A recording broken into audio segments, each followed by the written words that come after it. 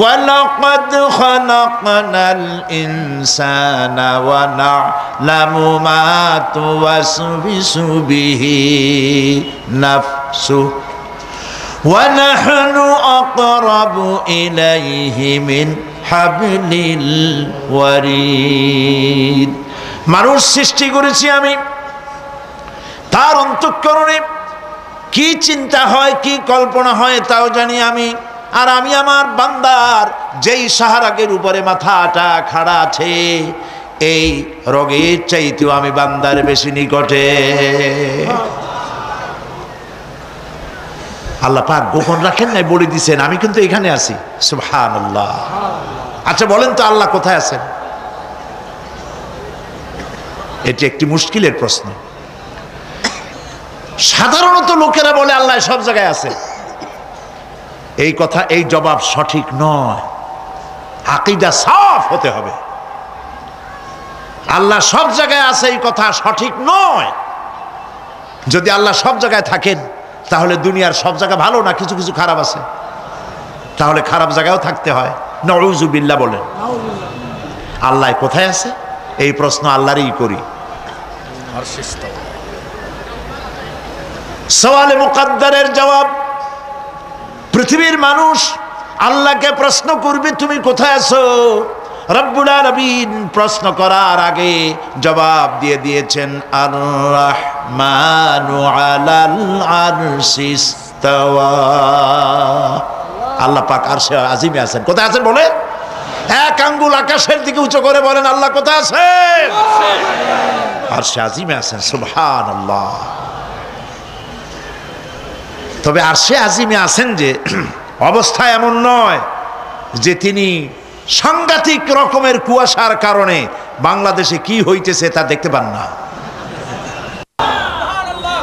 সে আল্লাহ রাব্বুল আলামিন সব কথা পরিষ্কার করে বলেছেন আমি তোমার ঘাড়ের কাছে। তার মানে আল্লাহর ইলম, তার নজর, তার সামা এবং তার বসর, তার দেখা, তার শোনা, তার ইলম সবটা আমাকে ঘিরে আছে, আমি তার বাইরে নাই। আল্লাহ মানুষকে সতর্ক করতেছেন, মা ইয়ালফিযু মিন কাওলিন ইল্লা লাদাইহি রাকীবুন আতীদ। মানুষ এমন কোনো কথা বলে না যা আমার ফেরেশতারা রেকর্ড করে না রাখে। যা করো তাও লেখা হয়, যা বলো তাও লেখা হয়ে যায়। আল্লাহ রাব্বুল আলামিন কোরআনে কারীমের মধ্যে বলেছেন, আল্লাযী খালাকাল মাউতা ওয়াল হায়াতা লিয়াবলুয়াকুম আইয়ুকুম আহসানু আমালা। আমি পরীক্ষার জন্য এই জীবন দিয়েছি তোমাদেরকে, পরীক্ষা হবে। এই পরীক্ষা জীবন আর মৃত্যু দুটো জিনিস দিয়েছি পরীক্ষা করার জন্য। এই পরীক্ষার জন্য তোমরা পাস করতে পারো। পরীক্ষা আসছে, এখন প্রশ্নপত্র সব ফাঁস করে দেওয়া হয়েছে। প্রশ্নগুলি সঠিকভাবে আদায় করুন, প্রশ্নগুলি পড়ুন এবং জীবনটাকে সেইভাবে গড়ুন। নামাজটা সহি করে আদায় করুন। বহু মুসলমান আছে নামাজই পড়ে না, নামাজ পড়তে জানেও না। নবী করিম সাল্লাল্লাহু আলাইহি ওয়াসাল্লাম বলেছেন, সাল্লু কামা রাআইতুমুনি উসাল্লি। নামাজ পড়ো সেইভাবে যেভাবে আমাকে তোমরা পড়তে দেখো। সুবহানাল্লাহ। আর রাসূলুল্লাহ কেমনে নামাজ পড়তেন এইটা বর্তমান বিশ্বের শ্রেষ্ঠ হাদিস বিশারদ আল্লামা নাসিরউদ্দিন আলবানী তিনি ইন্তেকাল করেছেন। আল্লাহ পাক তাকে জান্নাতুল ফেরদাউসের মেহমান বানায় নিক, বলেন আমিন। তার লেখা বই আছে রাসূলুল্লাহ সাল্লাল্লাহু আলাইহি ওয়াসাল্লামের নামাজ। বইয়ের নাম রাসূলুল্লাহ সাল্লাল্লাহু আলাইহি ওয়াসাল্লামের নামাজ। ছোট্ট একটা বই। এই বইটা আপনারা কিনবেন। এই বইটা যেভাবে লেখা আছে নামাজ সেইভাবে পড়বেন। নামাজ রাসূল করিম ঠিক যেভাবে পড়েছেন ওইভাবেই লেখা আছে। আপনি আন্দাজে পড়লে হবে না, টুকুর টাক্কুর করে কয়েকটা সেজদা দিলেই হবে না। তা দিলে আরকান, একটা সেজদা থেকে আরেকটা সেজদার মাঝখানে সময় দিতে হবে, রুকু থেকে দাঁড়ায় সময় দিতে হবে, ধীরে ধীরে নামাজ পড়তে হবে। অথচ আমরা নামাজ পড়ি সব থেকে ব্যস্ততার সাথে, দ্রুত, রকেট সার্ভিস। কোরআন শরীফের ভিতরে নামাজের গুরুত্ব সর্বাধিক দেওয়া হয়েছে। নামাজের কথা কয়বার বলা হয়েছে? ৮২ বার। ৮২ বার আল্লাহ পাক বলেছেন নামাজ আদায় করো। ৮২ বার বলেছেন। আর নবীজি বলেছেন, লা দীনা লিমান লা সালাতা লাহু যার কাছে নামাজ নাই তার কাছে দিন বলে কোনো জিনিস নাই। মান তারাকা সালাতান মুতাআম্মিদান ফাকাদ কাফারা, ইচ্ছে করে যে ব্যক্তি নামাজ ছেড়ে দিল কাফের হয়ে গেল, বলে নাউজুবিল্লাহ। কিয়ামতের দিন, বুখারী শরীফের হাদিস, আল্লাহ পাকের নবী বলেছেন কিয়ামতের দিন সর্বপ্রথম আল্লাহ জিজ্ঞেস করবেন বান্দা নামাজ পড়ছো কিনা। প্রথম প্রশ্ন কি বলেন? প্রথম প্রশ্ন কি? যার নামাজ কবুল তার সমস্ত নেক আমল মঞ্জুর, যার নামাজ কবুল হবে না কোনোটাই মঞ্জুর হবে না। কথা বুঝতে পেরেছেন? নামাজ সঠিকভাবে আদায় করতে হবে। নবী করিম সাল্লাল্লাহু আলাইহি সাল্লাম ইন্তেকালের 5 দিন আগে থেকে জ্বরাক্রান্ত হলেন, রোগাক্রান্ত হলেন, জ্বরে আর মাথার যন্ত্রণায় অস্থির হয়ে যেতে লাগলেন, বেহুশ হন আবার হুশ হন। যেদিন তিনি ইন্তেকাল করবেন তার আগের দিনেও তিনি জোহরের নামাজ পড়ার জন্য সাহাবীদের কাঁধের উপরে ভর দিয়ে নামাজ পড়তে গেছেন, পা উঁচু করে নিতে পারেন নাই, পা টেনে টেনে নিয়েছেন। তিনি সেখানে খুতবা দিলেন, বললেন ও আমার উম্মতেরা, এই পৃথিবীতে আল্লাহ রাব্বুল আলামিন তার এক বান্দাকে পৃথিবীর সব জাগতিক সম্পদ দিতে চেয়েছিলেন, কিন্তু সেই বান্দা সব জাগতিক সম্পদকে উপেক্ষা করে আল্লাহর সঙ্গে দিদার করা বেশি পছন্দ করেছেন। কেউ কিছুই বুঝলো না। হযরত আবু বকর রাদিয়াল্লাহু তাআলা আনহু খুব কাঁদতে লাগলেন। তিনি বুঝতে পেরেছেন যে এই পৃথিবীতে সমস্ত সম্পদ দিতে চেয়েছিলেন আল্লাহ যাকে, তার নাম বিশ্বনবী। তিনি সবগুলি উপেক্ষা করে আল্লাহর সঙ্গে দিদার করা বেশি পছন্দ করেছেন। আমরা অতি তাড়াতাড়ি নবীজি থেকে নবীর এতিম হয়ে যাব। পরের দিন ইশার নামাজের রক্ত হলো, আজান হয়ে গেল, মসজিদে মুসল্লিরা ভরে গেছে, সাহাবায়ে কেরাম সব এসে গেছেন। হুজুরের জন্য বহুক্ষণ অপেক্ষা করার পর হযরতে আবু বকর রাদিয়াল্লাহু তাআলা আনহু তিনি ইমামতির জায়গায় দাঁড়ায় গেছেন। নবীজি বেহুশ অবস্থায় ছিলেন ঘরের মধ্যে। হুশ আসার পর তিনি হযরত আয়েশাকে বললেন, আয়েশা, মসজিদে নববীতে এখন কি হতেছে? তিনি বললেন, নামাজ হচ্ছে, লোকেরা আপনার অপেক্ষা করেছে, কিন্তু আপনাকে না পাইয়া দীর্ঘক্ষণ অপেক্ষা করার পর আপনাকে না পেয়ে আমার বাবার ইমামতিতে তারা নামাজ পড়তেছে, কিন্তু মুসল্লিদের মধ্যে কান্নার রোল পড়ে গিয়েছে। তাদের ধারণা হয়েছে নবীজির জায়নামাজে যখন হযরত আবু বকর দাঁড়ায় গেছে, নবীজির পিছনে নামাজ পড়া আর আমাদের কিসমতে হবে না। নবীজি বলছেন, আয়েশা রে, মসজিদে নববীর দিকের দরজাটা খুলে দাও, আমি নামাজের দৃশ্য দেখতে চাই। দরজা খুলে দেওয়া হলো। নবীজি কোন রকম মাথা উঁচু করে মসজিদে নববীতে নামাজের দৃশ্য নিজে অবলোকন করে আবার শুয়ে পড়লেন। হযরত আয়েশা লক্ষ্য করে দেখেন নবীজির চোখের পানি দিয়ে কোনা দিয়া পানি বেয়ে বেয়ে পড়ছে। হযরত আয়েশা প্রশ্ন করলেন, ইয়া রাসূলুল্লাহ, নামাজের দৃশ্য দেখি কাঁদছেন কেন? হুজুর বলেন, আয়েশা রে, এটা কোনো দুঃখের পানি নয়, আমি কাঁদতেছি এই জন্যে, এই নামাজের জামাত কায়েমের জন্য তায়েফের ময়দানে অনেক রক্ত ঝরেছে, আবার উহুদের ময়দানে দান দান শহীদ হয়েছে, সাহাবায়ে কেরাম জীবন দিয়েছে। আজ আমি দেখতে পেলাম আমার উম্মতেরা জামাতে নামাজ পড়ছে। আমার ধারণা হলো ভবিষ্যতে কিয়ামত পর্যন্ত আমার উম্মতেরা এইভাবে জামাত বন্দী হয়ে নামাজ আদায় করবে। নবীজি আবার বেহুশ হয়ে পড়লেন। মসজিদে নববী থেকে আজ আর কেউ বাড়ি যায় না, সবাই কান্দে। আজ রাত বোধহয় নবীজি কাটাবেন না। মেয়েরা কাঁদতেছে, সাহাবায়ে কেরাম কাঁদতেছেন, আজওয়াজে মুতাহারাত তারা কাঁদতেছেন। নবীজির আবার হুশ হলো, তাকায় দেখেন ঘরের মধ্যে কান্নাকাটি, মসজিদে নববীতে কান্নাকাটি। সব থেকে বেশি কাঁদতেছেন মা ফাতেমা। নবীজি হযরত ফাতেমার কান্না দেখে ইশারা করলেন, কাছে আয়। হযরত ফাতেমা রাসূলের কাছে গেলেন। নবীজি কানে কানে কি যেন বললেন, কান্নাটা বন্ধ হয়ে গেল। হযরত আয়েশা জিজ্ঞেস করলেন, মা, তোমার আব্বা তোমার কানে কি বললো আর কান্না বন্ধ হয়ে গেল? হযরত ফাতেমা বলে, আম্মাজি, আমার আব্বা আমাকে বললেন, মা ফাতিমা, তোমার কান্না আমার বরদাস্ত হয় না, কেঁদো না, আমি মৃত্যুর পরে সকলের আগে তোমার সাথে আমার দেখা হয়ে যাবে। হযরত ফাতেমা বলছেন, আম্মাজি, আমি বুঝতে পেরেছি আমার আব্বার এই কথার অর্থ কি। নবীজির ইন্তেকালের পরে আত্মীয় স্বজনের মধ্যে সবার আগে আমার মৃত্যু হবে, আর আমার পিতার সাথে আমি মিলিত হতে পারবো। রাত যখন শেষ হয়ে এলো, নবীজির হুঁশ হয়েছে, তাকায় দেখেন হযরত জিবরাইল দাঁড়ানো। হযরত জিবরাইল নবীজির চেহারা মোবারকের দিকে তাকায় বলেন, আসসালামু আলাইকা ইয়া রাসূলুল্লাহ। আল্লাহ আপনাকে সালাম বলেছেন, আর আল্লাহ পাক জানতে চেয়েছেন আপনার মুখে আপনি কেমন আছেন। আল্লাহ জানেন আপনার অবস্থা কি, তারপরেও আপনার মুখে শুনতে চেয়েছেন আপনি কেমন আছেন। নবীজি বলছেন, জিবরাইল বড় কষ্টে আছি, বড়ই যন্ত্রণা, বড়ই কষ্ট। হযরত জিবরাইল বলছেন, ইয়া রাসূলুল্লাহ, আজকে এক নতুন ফেরেশতা আমি সাথে করে নিয়ে এসেছি।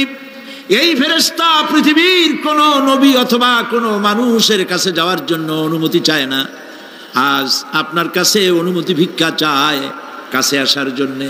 ওই ফেরেশতার নাম হচ্ছে মালাকুল মউত। হযরত মালাকুল মউত বলেন, ইয়া রাসূলুল্লাহ, এই পৃথিবীতে আদম আলাইহিস সালাম থেকে নিয়ে পর্যন্ত কোন মানুষের জান কবজের জন্য আমার অনুমতি চাওয়া লাগে নাই, আর কোনোদিন লাগবে না। আজ আমি আসার সময় আল্লাহ বলেছেন আপনার জান কবজের জন্য আমি যেন আপনার কাছে অনুমতি ভিক্ষা চাই।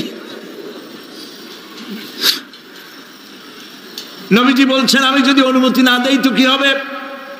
হযরত মালাকুল মউত বলছেন, ইয়া রাসূলুল্লাহ, অনুমতি যদি না দেন আমি ফেরত চলে যাব, আমাকে সেভাবেই বলা হয়েছে। হযরত জিবরাইল বলেন, ইয়া রাসূলুল্লাহ, হে আল্লাহ রাব্বুল আলামিন আপনার দিদারের ইন্তজার করতেছে।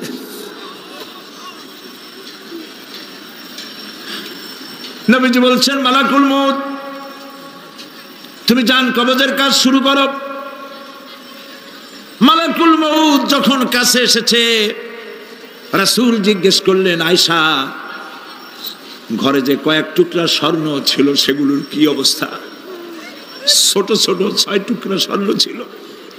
হযরত আয়েশা বলছেন, হুজুর আমি এগুলো রেখে দিছি। হুজুর বলছেন, না, রাখতে পারবে না, আমার ইন্তেকালের আগে খয়রাত করে দাও। মুহাম্মদ সাল্লাল্লাহু আলাইহি ওয়াসাল্লাম আল্লাহর কাছে অবস্থায় উঠবে না যে তার ঘরের ভিতরে সোনা ছিল, দিয়ে দাও, খয়রাত করে দিয়ে দাও।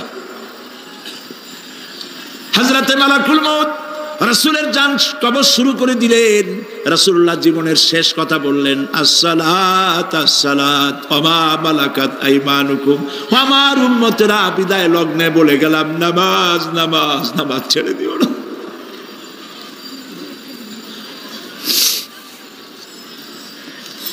প্রিয় ভাইরা, নবী করিম সাল্লাল্লাহু আলাইহি ওয়াসাল্লাম জীবনের শেষ কথা বলে গেছেন নামাজ। সেই নামাজে আমাদের যত সব অবহেলা। স্ত্রীকে নামাজ পড়ান, বউকে নামাজ পড়ান, ছেলে মেয়েকে নামাজ পড়ান। দোকানদার ভাইরা যখন আজান হয়ে যাবে দোকান বন্ধ করে দেন, আপনি আপনার কর্মচারীরা নামাজ পড়তে যান। যতটুকুন সময় নামাজ পড়তে গেছে এই সময় বিক্রি করলে যা লাভ হইতো, এরপরে বিক্রি করলে আল্লাহ 10 গুণ বেশি বরকত দিতে পারেন। পারেন কিনা? পারেন কিনা? পারেন। আল্লাহর বিশ্বাস করেন, আল্লাহ আপনার বরকত দিবে।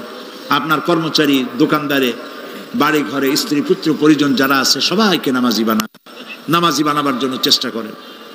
নামাজ রোজা ইত্যাদি করুন। মিথ্যা বলবেন না, ওজনে কম দিবেন না, খাদ্যে ভেজাল দিবেন না, ঘুষ খাবেন না, ঘুষ দিবেন না, মানুষের উপর অত্যাচার করবেন না, কাউকে কষ্ট দিবেন না, মানুষ যেন আপনার ব্যবহারে কষ্ট না পায়। আল্লাহ পাক বলেছেন, ওয়াকুলু লিন্নাসি হুসনা, মানুষের সাথে সুন্দর সুন্দর কথা কও। নবী করিম সাল্লাল্লাহু আলাইহি ওয়াসাল্লাম বলেছেন, মানুষের সাথে যদি হাসি মুখে কথা বলো একটা সদকা দেওয়ার সমান সওয়াব হয়ে যাবে। মানুষকে ভালোবাসো, গরিবদের ভালোবাসো, তাদের অর্থ করি দাও, পয়সা করি দাও, তোমার যা আছে দিতে থাকো। কুয়ার পানি যত উঠাবেন তত কুয়ার পানি ভালো থাকবে, আর পানি উঠাবেন না কুয়ার পানি পচে যাবে। এই জন্য আল্লাহর রাস্তায় পয়সা যত ইনকাম হচ্ছে খরচ করতে থাকেন, আল্লাহ পাক দিতে থাকবেন। আল্লাহ পাক বলেছেন যে সদকার মালকে আল্লাহ বৃদ্ধি করে দেন, আর দান সদকা যারা করে না, যাকাত দেয় না, তাদের মালকে আল্লাহ ধ্বংস করে দেন, হালাক করে দেন। এগুলোর দাম নাই, অশান্তি বাড়বে। বউ কথা শুনবে না, সন্তানাদি কথা শুনবে না, মামলা মোকদ্দমা, অশান্তি আর অশান্তি। আর আল্লাহর পথে থাকুন, আল্লাহ শান্তি বাড়ায় দেবেন। আমরা বলি আমিন। প্রিয় ভাই সব, আমি কিছু আলোচনা আজকে আল্লাহ পাক যা করাইছেন এগুলি যেন আল্লাহ আমারে আমল করার তৌফিক দেন। আমি মাঝে মধ্যে ভয় পাই, একদিন তো এই খবর নিশ্চয়ই হবে যে সাইদি বিদায় হয়ে গেছে।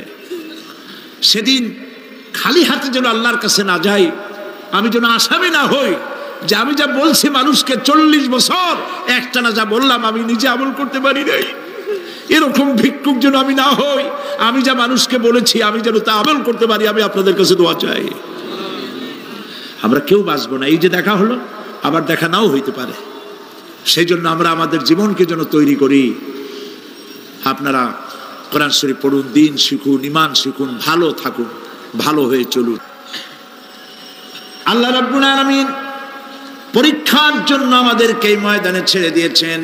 প্রশ্ন কি হবে আল্লাহ সব বলে দিয়েছেন। প্রশ্ন কি হবে? তোমার যৌবন, এ ব্যাপারে প্রশ্ন করা হবে।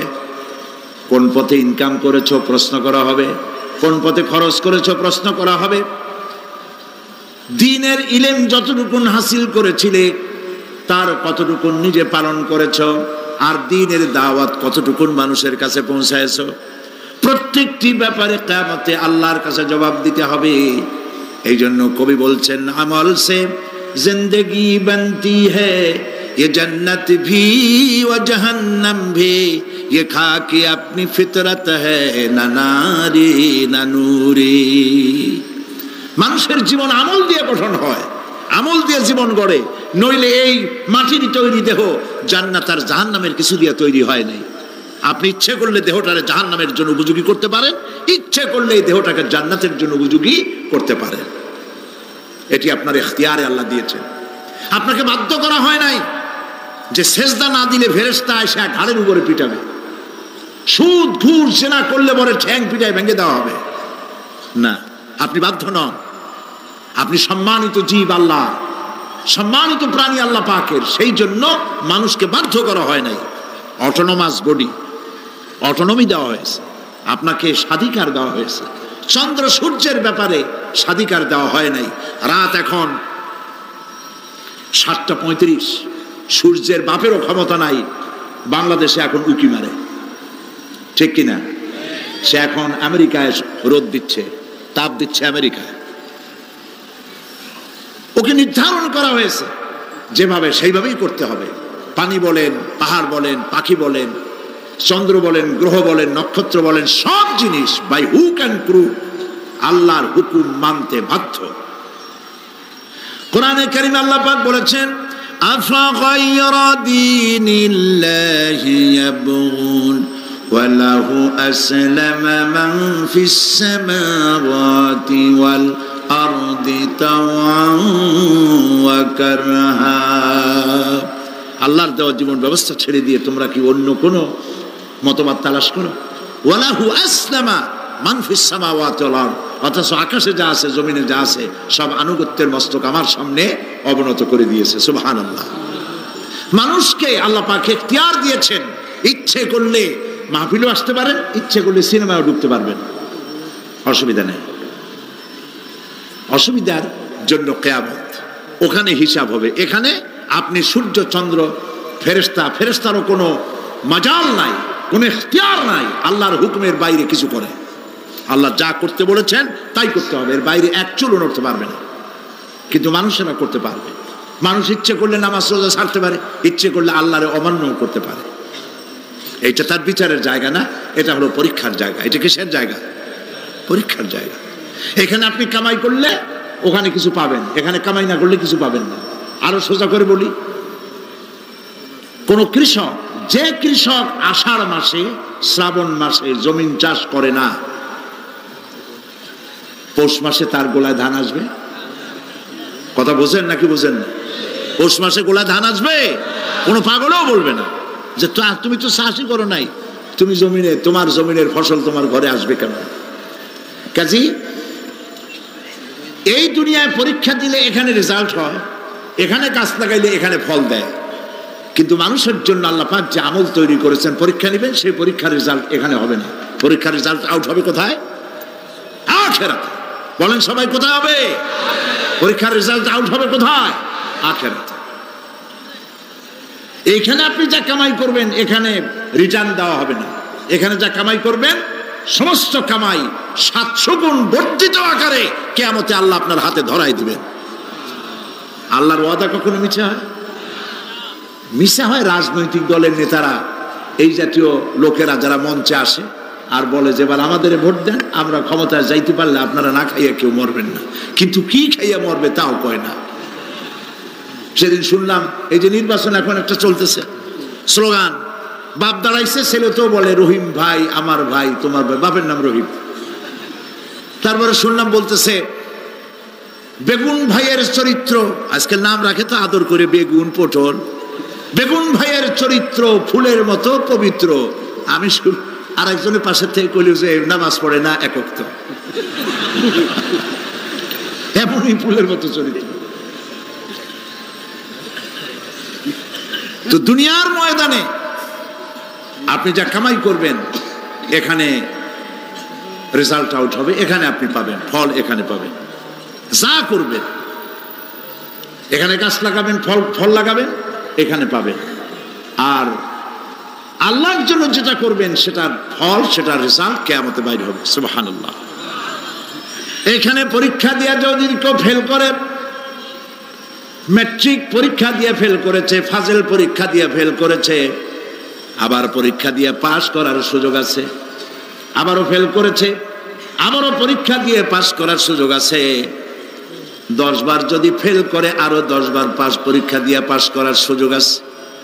কিন্তু কিয়ামতের দিন আল্লাহ রাব্বুল আলামিনের জীবনের পরীক্ষায় কোনো মানুষ যদি আল্লাহর আদালতে ফেল করে বসে একবার, দ্বিতীয়বার পরীক্ষা দেওয়ার আর কোনো সুযোগ নাই। এই পৃথিবীতে যদি কেউ নিম্ন আদালতে মামলায় হেরে যায়, জজ কোর্টে করবে, যদি হেরে যায় হাইকোর্টে করবে, হেরে গেলে আপিল করবে সুপ্রিম কোর্টে, সুপ্রিম কোর্টেও যদি হেরে যায় তাহলে প্রেসিডেন্টের কাছে আপিল করবে। সুযোগ আছে কয়েকবার। কিন্তু কিয়ামতের দিন জীবনের আদালতে কোনো মানুষ যদি একবার ফেল করে বসে, জীবনের মামলায় যদি একবার হেরে যায়, দ্বিতীয়বার আপিল করার আর কোনো জায়গা নাই। সে আখিরাতে রেজাল্ট আউট হবে। আমরা সব মরে যাব, আমরা সব কি হব? সব মরে যাব। আল্লাহ পাক আমাদেরকে উঠাবেন আবার। মানুষকে কবরে রাখার সময় আমরা কি বলি? মিনহা খালাকনাকুম, জানেন না?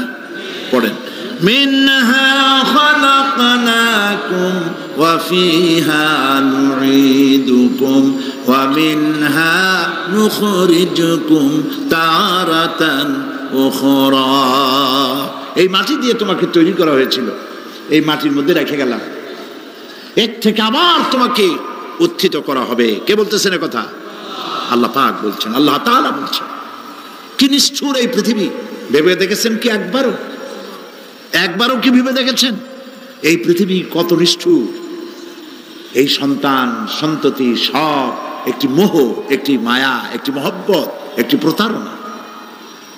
যে বউয়ের জন্য হারাম ইনকাম করেছেন, যে সন্তানদের জন্য হারাম ইনকাম করেছেন, জান দিলেন, রক্ত দিলেন, জীবন দিলেন, সারা রাত কষ্ট করেছেন, দৌড়দৌড়ি করেছেন, যখন মরে গেলেন যে বাচ্চাটা আপনি কোলে না নিলে কলিজা ঠান্ডা হয় না, সেই বাচ্চা বলবে, মাকে বলবে, মা বাপের লাশ যে রুমে আছে আমার সেখানে নিও না, আমার ভয় করে।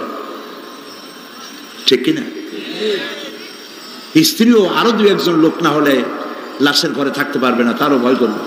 থাকলে বড় জোর মা থাকতে পারে, বাপ থাকতে পারে।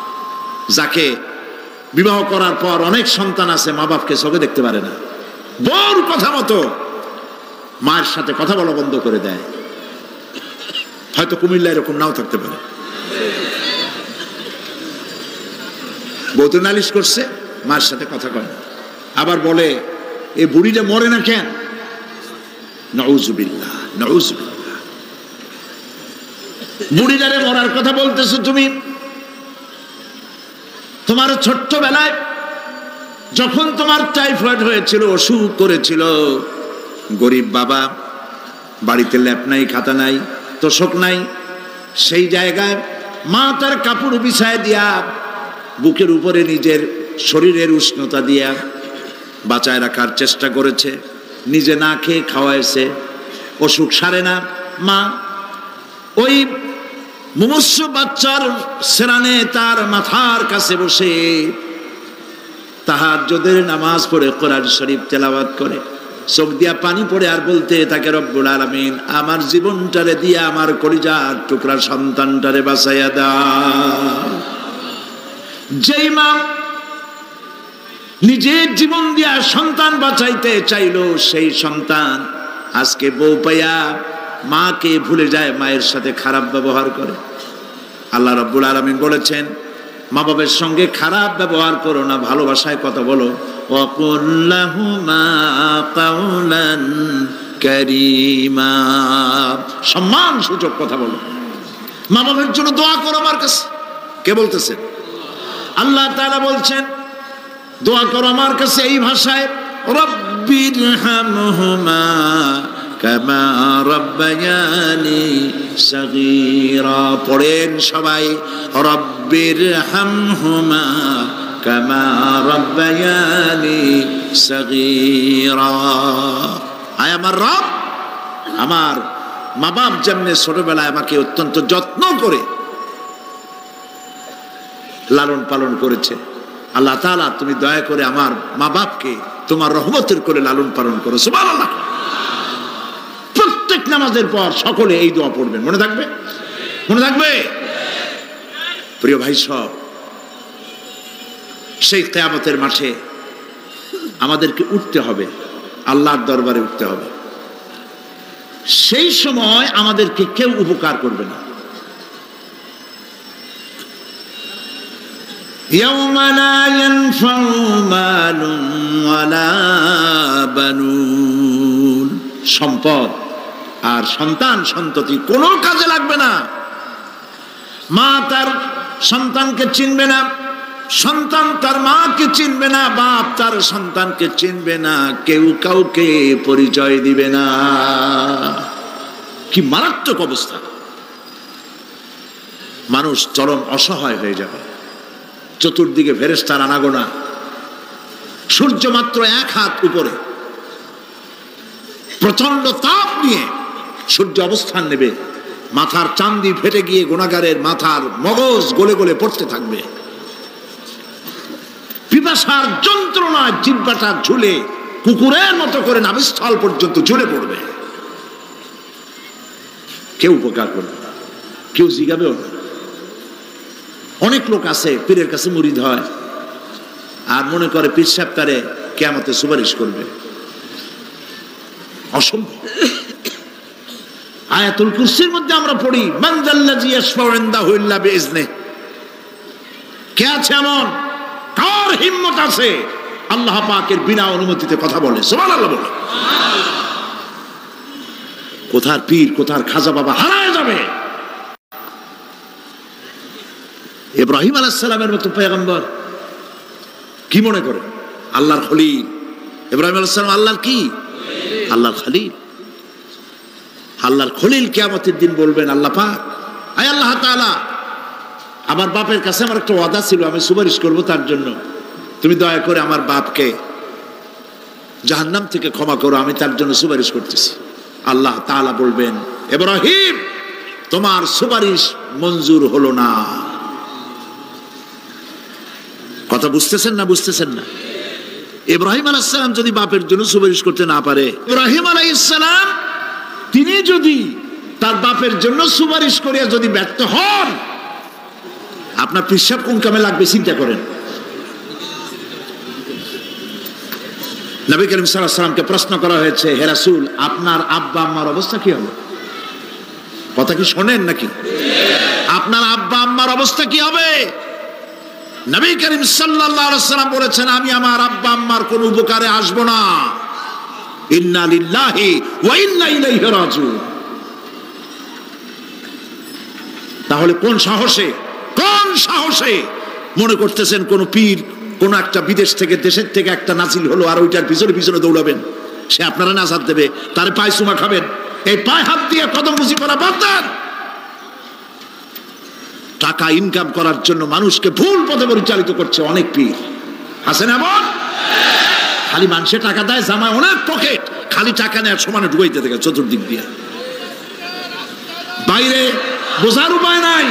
কিন্তু অনেক পীর আছে এমন, ঢাকা শহরে বড় বড় মার্কেটের মালিক, আমি জানি, বড় বড় মার্কেটের মালিক, বিরাট ব্যবসায়ী, জামা পরিষ্কার করে না 2 মাসেও।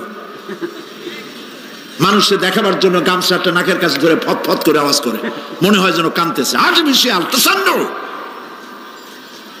হাবিজাবি জিকির শিখায়, লা ইলাহা কতক্ষণ, ইল্লাল্লাহ কতক্ষণ, আল্লাহ আল্লাহ কতক্ষণ। কোথায় পাইছো ইল্লাল্লাহ? ইল্লাল্লাহ কিসের জিকির? ইল্লাল্লাহ মানে কি? আল্লাহ ছাড়া, আল্লাহ ছাড়া, আল্লাহ ছাড়া, আল্লাহ ছাড়া কি? কাজী রাসূলুল্লাহ যা করেন এগুলি বেদাত। এই সব পীরের পাশে যাবেন না, মনে থাকবে।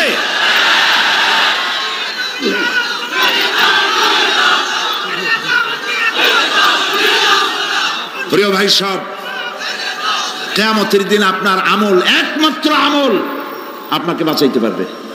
এই কোরআন শরীফে আল্লাহ পাক বলেছেন, ইয়া আইয়ুহাল্লাযীনা আমানু আবতাগু ইলাইহিল ওয়াসিলা, হে বিশ্বাসীরা ওসিলা ধরো। ধুরন্ধর এক শ্রেণীর লোকেরা এর অর্থ করেছে পীর ধরো। দুনিয়ার কোন তাফসীর, যত মুফাসসির পৃথিবীতে জন্মগ্রহণ করেছেন, কোন মুফাসসির এটা বলেন নাই আবতাগু ইলাইহিল ওসিলার মানে হলো পীর ধরো। বরং সমস্ত তাফসীর মুহাক্কিকিন বলেছেন আবতাগু ইলাইহিল ওসিলা আয় আমলে সালেহ, নেক আমলের ওসিলা ধরো। সুবহানাল্লাহ, নেক আমলের ওসিলা ধরো। প্রিয় ভাই সব, ধান্দাবাজি ছাড়তে হবে। কিয়ামতের দিন মানুষ একেবারে অসহায় হয়ে যাবে, কেউ সাহায্য করবে না। সেই দিন প্রশ্নগুলি, প্রশ্নপত্র সামনে আসবে, আমলনামাগুলি বেঈমানের পিছন দিক থেকে বাম হাতে আসবে, আর ইমানদারের সামনে থেকে ডান হাতে আসবে।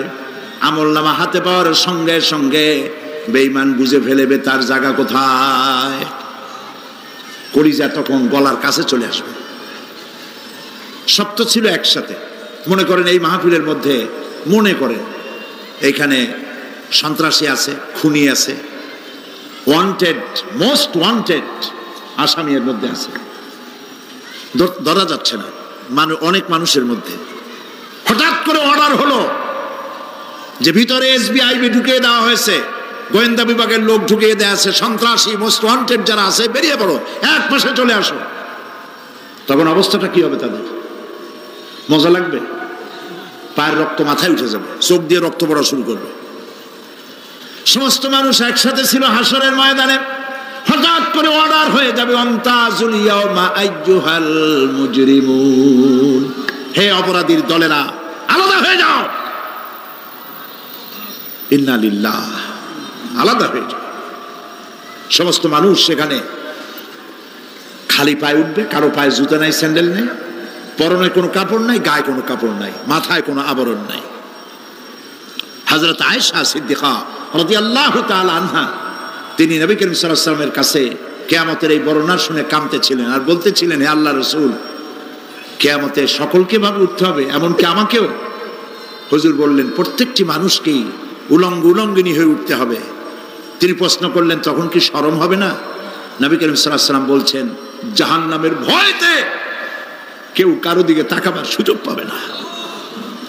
সব উপরের দিকে তাকায় থাকবে আর বলবে, আল্লাহ আমারে বাঁচাও, আল্লাহ আমারে রক্ষা করো। সমস্ত নবীরা, সমস্ত নবী আদম আলাইহিস সালাম থেকে শুরু করে ঈসা আলাইহিস সালাম পর্যন্ত সব নবী বলবেন, নাফসি নাফসি, আল্লাহ আমারে বাঁচাও, আমাকে রক্ষা করো। কোথায় যাবে আপনার পীর সাহেব? একমাত্র ব্যক্তি, একমাত্র ব্যক্তি বিশ্বনবী মুহাম্মদুর রাসূলুল্লাহ সাল্লাল্লাহু। মানুষেরা হয়রান হয়ে যাবে, আদম আলাইহিস সালামের কাছে যাবে, আবাল বাশার, আপনি প্রথম মানুষ, আমরা বিপদে শেষ হয়ে গেছি, 50,000 বছর দাঁড়ায় আছি। কয় বছর দাঁড়ায় থাকতে হবে? কোথায় আছে? এই কোরআন শরীফে 50,000 সানা মিম্মা তাউদ্দুন। এই পৃথিবীতে গণনা করলে 12 মাসে 1 বছর, 12 বছরে 1 যুগ, এরকম করে করে 50,000 বছর পৃথিবীতে গুনলে যত বড় লম্বা হয়, বিচারের দিনটা এত বড় লম্বা হবে। সবাই বলবে, আদম আলাইহিস সালাম আমাদের জন্য একটু আল্লাহকে সুপারিশ করুন যেন তিনি আমাদের বিচারটা তাড়াতাড়ি করে দেন। তিনি বলবেন আমার পক্ষে সম্ভব না, আল্লাহর সামনে দাঁড়িয়ে কথা বলার আমার কোনো সাহস নাই, আমি পারবো না। নূহ আলাইহিস সালামের কাছে যাও। নূহ আলাইহিস সালাম বলবেন আমি পারবো না। মুসা আলাইহিস সালামের কাছে যাও। তিনি বলবেন আমি পারবো না। ইব্রাহিম আলাইহিস সালামের কাছে যাও। একজন আরেকজনের কাছে পাঠাবে। সর্বশেষ ঈসা আলাইহিস সালামের কাছে লোকেরা আসবে, হাসরবাসী। ঈসা আলাইহিস সালাম বলবেন আমি তো পারবোই না, কারণ পৃথিবীর শত শত কোটি নাসারারা আমাকে আল্লাহর ছেলে বলেছে, অথচ আমি তাদের তা বলতে বলি নাই। আমি নিজের ব্যাপারেই আজকে শঙ্কিত, আমারে তারা আল্লাহর ছেলে বলছে।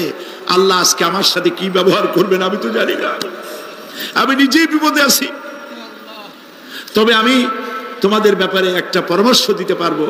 একজন ব্যক্তি আছে যার কাছে গেলে তিনি কথা বলতে পারবেন, তিনি বিশ্বনবী রাহমাতুল লিল আলামিন জনাব মুহাম্মদ রাসূলুল্লাহ সাল্লাল্লাহু আলাইহি ওয়াসাল্লাম। তার কাছে চলে যাও, হাসরবাসীরা তার কাছে চলে যাবে। নবীজি সকলের কথা শুনে সিজদায় পড়ে কাঁদতে থাকবেন।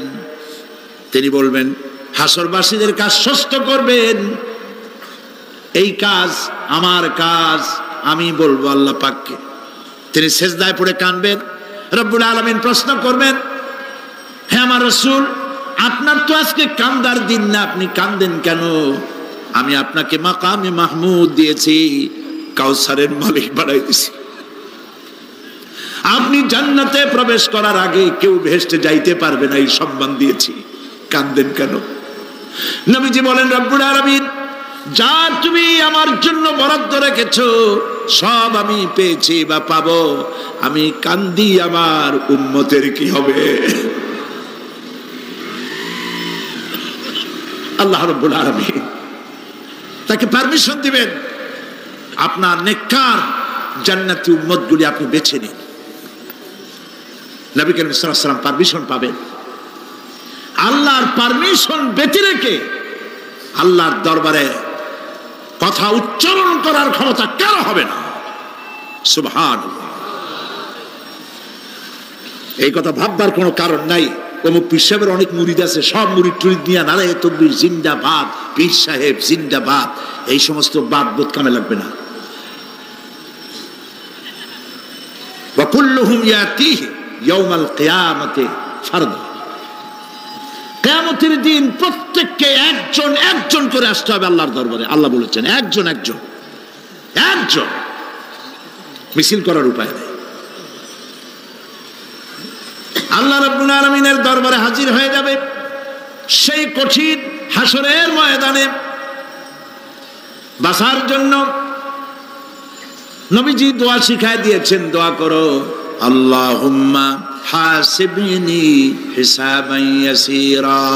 পড়েন আমার সাথে, আল্লাহুম্মা হাসিবনি হিসাবান ইয়াসীরা, আল্লাহুম্মা হাসিবনি হিসাবান ইয়াসীরা। হে আল্লাহ তুমি আমার সহজ হিসাব নাও। নবী করিম সাল্লাল্লাহু আলাইহি ওয়াসাল্লাম নিজেই দোয়া করেছেন। চিন্তা করেন, আল্লাহ পাক নিজে, আল্লাহ তাআলা তিনি নিজে প্রশ্ন করবেন এবং পাপগুলি দেখাই দেবেন, এই সব পাপ করছো। মানুষ আল্লাহর বান্দা ভয় চোটে কলজা গলা দিয়ে বেরিয়ে যেতে থাকবে, বেরিয়ে যেতে চাইবে, তার বাষ্পরুদ্ধ হয়ে আসবে, বলতে থাকবে আল্লাহ আমি করে ফেলেছি, আমি মাপ চাই, তোমার কাছে ক্ষমা ভিক্ষা চাই। আল্লাহ রাব্বুল আলামিন বান্দার কাকুতি বিরতির দিকে লক্ষ্য করে বলবেন, বান্দারে আমি তোকে ক্ষমা করে দিলাম। এটাই হলো হিসাব ইয়াসির, সহজ হিসাব। এই সহজ হিসাব কার কিসমতে আছে কার কিসমতে নাই তা আমরা কেউ জানি না। এই দুনিয়াটাকে আল্লাহ পাক বানাইছিলেন পরীক্ষা নেওয়ার জন্য। কি জন্যে? পরীক্ষা নেওয়ার জন্য।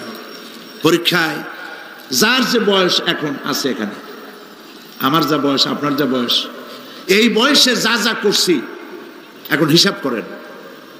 ছোটবেলায় কই মাছের কাঁটা গলার মধ্যে ঢুকছিল, তখন ক্লাস 2তে পড়ি।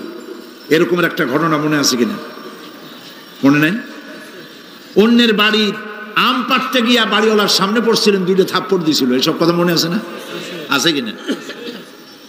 এই ছোট্ট ছোট্ট কথাগুলি, কোন পুকুর পাড়ে আসার খাইছিলাম, কেডা মারছিল, সেই ছোট্টবেলা থেকে এই পর্যন্ত এই ছোট্ট কথাগুলি যদি মনে থাকে, তাহলে বড় বড় পাপ কি কি করছেন তা মনে নাই? তাহলে নিজের হিসাব নিজে করো। কিয়ামতে আল্লাহ পাক আমলনামা হাতে দিবেন, বলবেন পড়ো, ইকরা কিতাবাক, পড়ো তোমার আমলনামা। তুমি তোমার হিসাবের জন্য আজকে তুমি নিজেই যথেষ্ট। পড়ে দেখো কি করছো। ইন্না লিল্লাহি ওয়া ইন্না ইলাইহি রাজিউন। হযরত ওমর ফারুক রাদিয়াল্লাহু তাআলা আনহু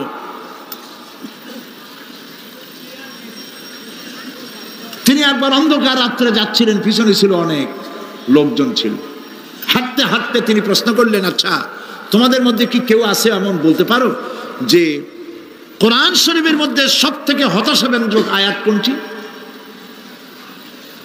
একজন জবাবে বললেন, অন্ধকার পিছনে, অন্ধকারের মধ্যে পিছন থেকে একজন জবাব দিল, ফামান ইয়ামাল মিসকালা যাররাতিন খায়রান ইয়ারা ওয়া মান ইয়ামাল মিসকালা যাররাতিন শাররান ইয়ারা। এর অর্থ হলো, পৃথিবীতে কেউ যদি ছোট্ট একটি পাপ নেকির কাজ করে, সরিষা পরিমাণ নেকির কাজ যদি করে সেটা দেখতে পাবে, সরিষা পরিমাণ পাপের কাজ যদি করে সেটা দেখতে পাবে। ওমর রাদিয়াল্লাহু তাআলা আনহু কাঁদতেছিলেন, কিয়ামতে সব নেকি আর পাপ যা যা করছি সব দেখানো হবে। ইন্না লিল্লাহি ওয়া ইন্না ইলাইহি রাজিউন। আল্লাহ তুমি মাফ করে দাও আমাদেরকে, আমরা বলি আমিন।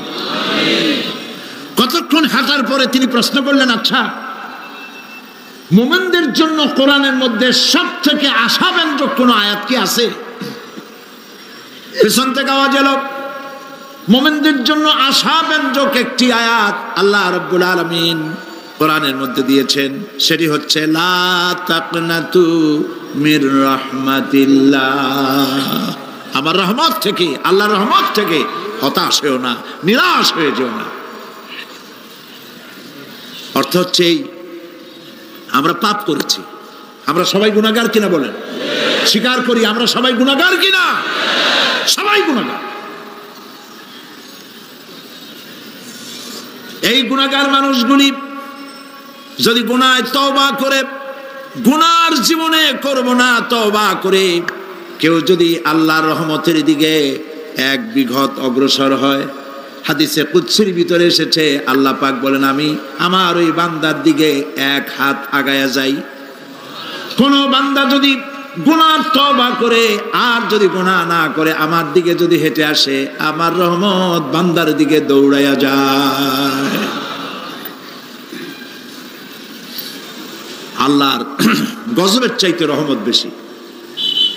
বান্দা তোমার গুনাহ যদি আকাশ সমান হয়, আল্লাহর, তোমার গুনাহ যদি পাহাড় সমান হয়, আল্লাহর রহমত আকাশ সমান। তোমার গুনাহ যদি আকাশ সমান হয়, আল্লাহর রহমত তার আরশে আজিম ছায়া গেছে। সুবহানাল্লাহ। মাপ চাও, ক্ষমা চাও, তওবা করো, জীবনে গুনাহ আর করব না। যে ব্যক্তি তওবা করবে, গুনাহ থেকে বাঁচবে, আল্লাহ তাদেরকে রক্ষা করবেন। প্রিয় ভাইয়েরা, এই দুনিয়ার জিন্দেগিতে পৃথিবীর মহব্বতে আমরা পাগল হয়ে গেছি। সবাই শুধু টাকা টাকা, টাকা ছাড়া দুনিয়াটা ফাঁকা। দুনিয়া কা মজা লে লো, দুনিয়া তোমারি হ্যায়। খাও দাও ফুর্তি করো, দুনিয়াটা মস্ত বড়। এগুলি শয়তানদের কথা। কাদের কথা? শয়তানদের কথা। আল্লাহ বলেছেন কুলু ওয়া তামাত্তাউ, খা, জব্বার খাও, খা, খার ফুর্তি কর। মাতাউন কালিল সুম্মা মাওয়াহুম জাহান্নাম ওয়া বিসাল মাসির। সামান্য কয়েকদিনের জন্য দালান কোঠা বানাইয়া ফুর্তি কর, এরপরে জায়গা হবে জাহান্নামে। জায়গা হবে কোথায়? জাহান্নামে। প্রিয় ভাইয়েরা, এই দুনিয়াটার দৃষ্টান্ত একটা পরের স্ত্রীর মতো সুন্দরী যুবতী, রূপবতী, স্বাস্থ্যবতী পরের একটা স্ত্রী। এইটারে দেখে আফসোস করে কোনো লাভ আছে? জবাব দেন। যারা কথা বোঝেন তারা জবাব দেন। অন্যের সুন্দরী তরুণী, তন্নী, রূপবতী যুবতী, রূপের ছটায় চতুর্দিকে আলোকিত, এরকম একটা পরের বউ দেখে আফসোস করে কোনো লাভ আছে? ওর তো বিয়ে হয়ে গেছে, তুমি আফসোস করে লাভ কি? গলা দড়ি দিয়ে মরলেও লাভ নাই। এই পৃথিবী একটা সুন্দরী পর স্ত্রীর মতো। একে যত মহব্বত করবেন আল্লাহর রহমত থেকে তত দূরে চলে যাবেন, আর এই দুনিয়ার উপরে যত লাথি মারবেন আল্লাহর দিকে তত আগায় যাবেন। খালি টাকা চাই, টাকা টাকা। বাড়ি একটা আছে আরো 6টা চাই, দোকান 5টা আছে আরো 7টা চাই, গাড়ি একটা আছে আর 50টা চাই। এই চাই আর চাই, খাই আর পাই, এই করতে করতে মানুষের জীবন শেষ হয়ে যায়।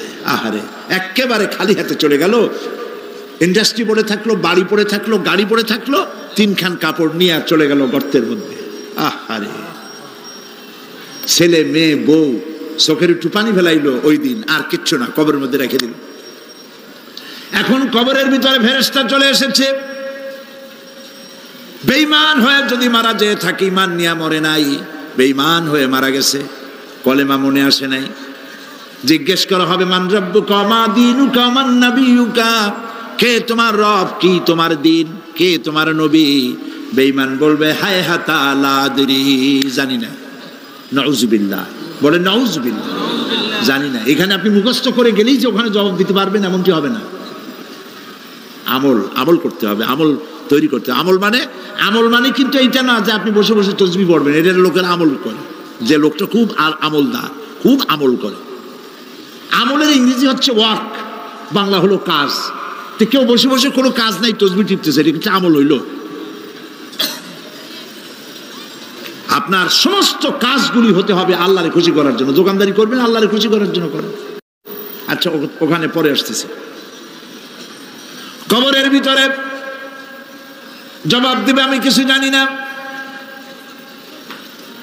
কিছুই যখন জানলো না, শাস্তি শুরু হয়ে যাবে।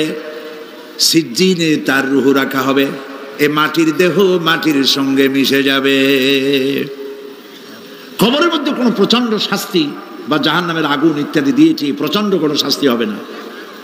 শাস্তি হবে কবর আযাব, আযাবুল কবর হক, আযাবে কবর হবে, তবে জাহান্নামের শাস্তি মতো হবে না। আসামি কনভিক্টেড না হওয়া পর্যন্ত, বিচার না হওয়া পর্যন্ত যেমন ফালায় রাখে জেলখানার কোন রুমে বা হাজতখানায়, ওই রকম সিজ্জিন নামক একটা জায়গা আছে, ওইখানে রেখে দেবে। শাস্তি হবে কিসের উপরে? রুহের পরে।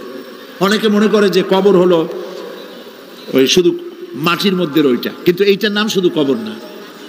মানুষের জীবনের 4টে স্তর। কয়টা স্তর? একটা হলো আলমে আরওয়াহ, আরেকটি হচ্ছে আলমে আজসাম অথবা আলমে আসবাব, আরেকটি হচ্ছে আলমে বারজাখ, আরেকটি হচ্ছে আলমে আখিরাত। কয়টা হলো? 4টা। আলমে আরওয়াহ রুহের জগৎ, যেখান থেকে আমরা আসছি। আর আলমে আজসাম বা আলমে আসবাব হলো বস্তু জগৎ, যেখানে আমরা আছি। এরপরে মৃত্যু থেকে শুরু করে কিয়ামতের দিন পর্যন্ত যে সময়টা, এই সময়টার নাম হলো আলমে বারজাখ। বারজাখ শব্দের অর্থ হলো জবনিকা, পর্দা, স্ক্রিন, একটা পর্দার আড়ালে নিয়ে যাওয়া হবে। এরপর হবে আলমে আখিরাত, যেখানে জবাবদিহির জন্য সকলকে উঠতে হবে। শাস্তি হবে রুহের উপরে। এখন আপনি বলবেন যে রুহের শাস্তি হয় কেমনে? রুহ তো দেখা যায় না। রুহ কি দেখা যায়? রুহ সম্পর্কে প্রশ্ন করা হয়েছে, ওয়ায়াসআলুনাকা আনির রূহ কুলির রূহু মিন আমরি রাব্বি। নবী, আপনাকে প্রশ্ন করা হয় রূহ কি জিনিস, আপনি বলুন রূহ হচ্ছে আল্লাহ পাকের একটি অর্ডার। তো এই অর্ডার, একটি হুকুম, যার কোনো আকার নাই, এইটারে আল্লাহ শাস্তি কেমনে দেবে? এই শাস্তি আপনি এই দুনিয়ায় বুঝতে পারবেন। হঠাৎ করে আপনার গ্রেফতারি পরোয়ানা জারি হয়ে গেছে, তখন একটা টেনশন ক্রিয়েট করে। এই শাস্তিটা কোথায় হয়? বডির উপরে না রুহের উপরে? রুহের উপরে হয়। ঘুমায় আছেন, স্বপ্নে দেখতেছেন বাঘে তাড়াইতেছে, বউ কাছে শোয়া, পুলিশে তাড়াইতেছে, বাঘে তাড়াইতেছে, সাপে তাড়াইতেছে, ঘেমে ভয়, আপনি ভয়তে ঘেমে হার্টবিট এত বাড়ছে, ঘুমের থেকে জেগে বউরে ধমকাচ্ছেন যে আমারে বাঘে তাড়াইলো, তুমি একেবারে নাক ডেকে জন্মের মতো ঘুমাইতেছ। বউ তো টেরই পায় নাই, ঠিক কিনা? এই যে বাঘে তাড়াইলো, পুলিশে তাড়াইলো, সাপে তাড়াইলো, ঘুমের মধ্যে কষ্টে ঘাম বেরিয়ে গেল, এই শাস্তিটা কিছুর উপরে হইল? রুহের উপরে। এটা আল্লাহ দেখাই দিলেন, মরার পরে এর থেকে মারাত্মক কঠিন শাস্তি রুহের উপরে হবে। তারপরে বডি বানানো হবে জাহান্নামে দেওয়ার জন্য। এগুলির ব্যাপারে আমি আলোচনা করেছিলাম চট্টগ্রামে এবছর সূরায়ে নাবার তাফসীর করেছিলাম। সূরায়ে নাবা, আম্মা ইয়াতাসাআলুন, 5 দিন তাফসীর করেছি। 31 জন হিন্দু খ্রিস্টান মুসলমান হয়ে গেছে এবার চট্টগ্রাম। নবী করিম সাল্লাল্লাহু আলাইহি ওয়াসাল্লাম বলেছেন, কেউ যদি দুনিয়ায় বেঁচে থাকা অবস্থায় কিয়ামতের দৃশ্য দেখতে চায়, সেজন্য সূরা নাবা, সূরা আত-তাকবীর, সূরা নাজিআত, সূরা আল ইনফিতার, এই সূরাগুলি যেন পড়ে, তাহলে দুনিয়ায় জীবিত থাকা অবস্থায় কিয়ামতের দৃশ্য দেখতে পারবে।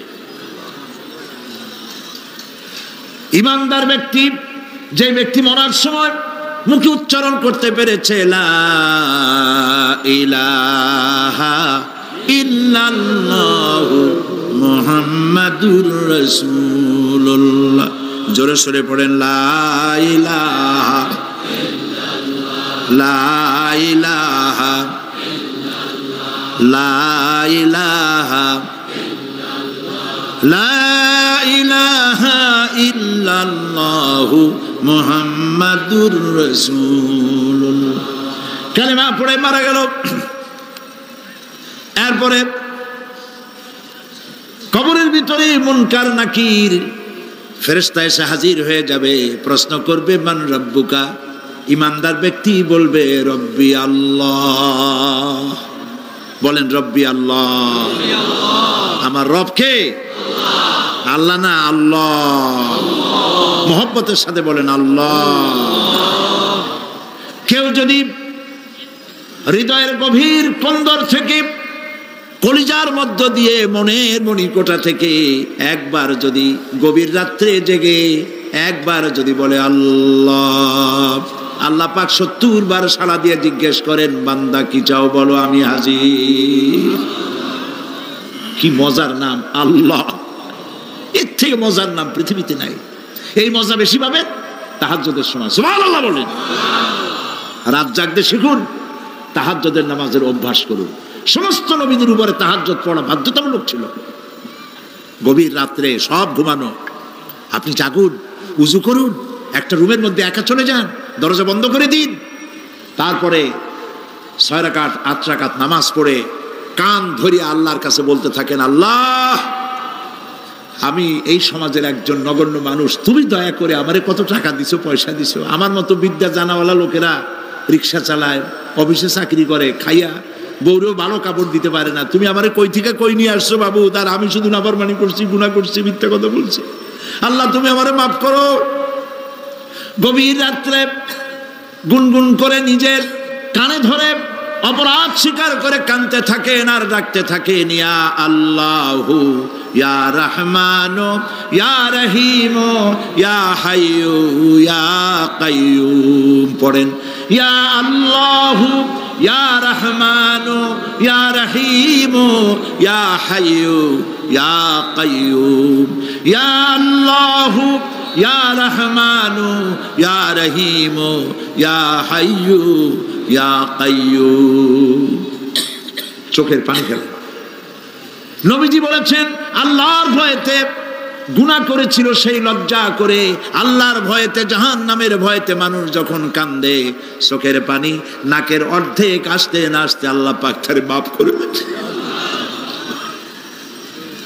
আল্লাহ পাক, মা বাচ্চা যদি কান্দে মা সইতে পারে? বলেন, মায়ের চাইতে আল্লাহর মহব্বত কম না বেশি?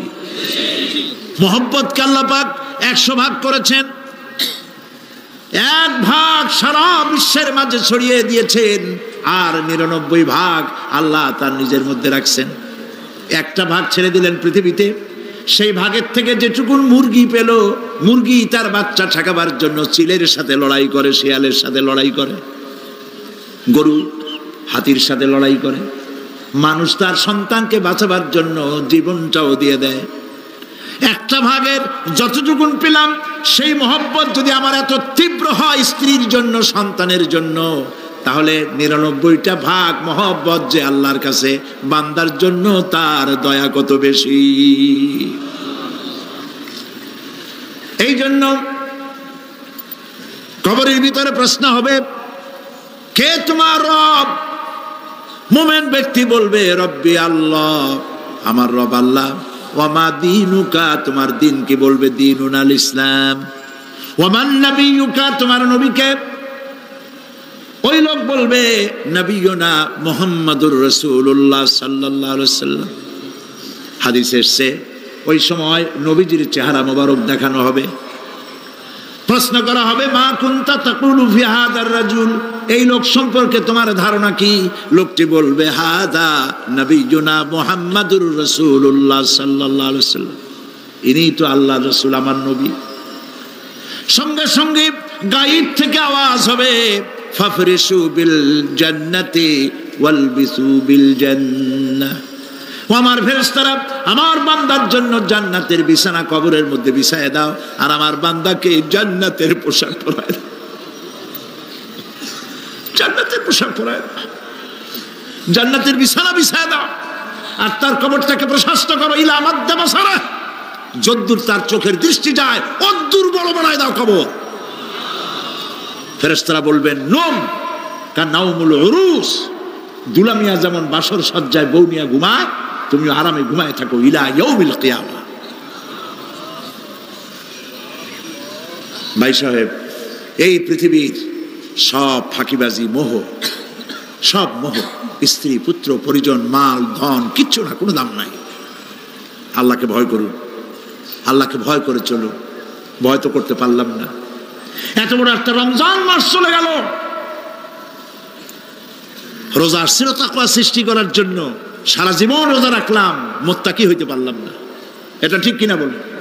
সারা জীবন রোজা রাখলাম, মুত্তাকি হইতে পারি নাই। এখনো মিথ্যা কথা বলি, ওজনে কম দেই, খাদ্যে ভেজাল দেই, কথা ঠিক কিনা? মিথ্যা কথা বলতেছেন, মিথ্যা কথা বলা কবিরা গুনাহ, মিথ্যা কথা বলা সমস্ত গুনার মা। কথায় কথায় মিথ্যা বলা হচ্ছে। দোকানদারি করতেছেন, কষ্ট করে মাল কিনছেন, লাভের জন্যই তো কিনছেন, মিথ্যা কন কেন? ওজনে কম দিচ্ছেন, ভেজাল দিতেছেন, ভেজাল দিয়া কম দিয়া কয় টাকা উপার্জন করবেন? আর কতগুলি খাইতে পারবেন আপনি? চাউলের মধ্যে তুষ দিলেন, কুড়া দিলেন, পাথর দিলেন। আহারে মুসলমান, কি কপাল পোড়া! ওজন দিতে গিয়া একটু খিস দিয়া ধরে যেদিকে পাথরটা, আর মালটা যেদিকে সেদিক একটু নিচু করে দেয়। যে কেনে সে মনে করে মাশাআল্লাহ, লোকটা তো খুব ভালো, আবার তো বেশি দিছে। কিন্তু বাড়ি যেয়ে দেখবেন আপনারা 14 গ্রাম কম দিয়েছে। ও 14 গ্রাম তো না, এখন তো গ্রাম বলে, আগে তো আমরা ছটাক মটক বলছি, এখন গ্রাম বলে সুবিধার জন্য। এগুলি কি আমি বানায় বলতেছি না? কথা ঠিক। লাভটা কি? কি লাভ? জমিনের আইল ঠেলতেছেন, পরের জমিন দখল করতেছেন, বোনেরে ঠকাইছেন, ভাইরে ঠকাইছেন, ভাইয়ের সম্পত্তি ফেরত দেন নাই। আহা, এই যে দুরবস্থার সৃষ্টি হলো, আমলের পরিবর্তন হলো না। মসজিদ বানাইছি সব দালান, মসজিদগুলি সব বিল্ডিং হয়ে গেছে।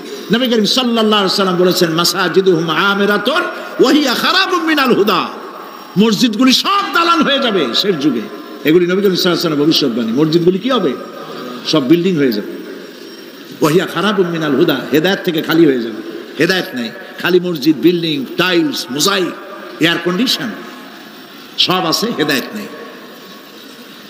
কবি বলতেছেন मस्जिद तो बना ली है शब भर में ईमान की हरारत वालों ने, मन पुराना पापी रहा बरसों में नमाजी बनना सिखा। মন চাইছে তাড়াতাড়ি করে মসজিদ একটা বানাই ফেলাইছে, কিন্তু বছর বছর নামাজ পড়লো, মন সেই পুরানা পাপী রয়ে গেছে, সেই পাপ থেকে সে বাঁচতে পারে নাই। এই জন্য বিশ্ব कवि अकबाल बोले मस्जिद में मरसिया खाए के नमाजी न रही, मस्जिद में मरसिया खाए के नमाजी न रही, यानी वो साहिबे औसाफ हिजाजी न रही।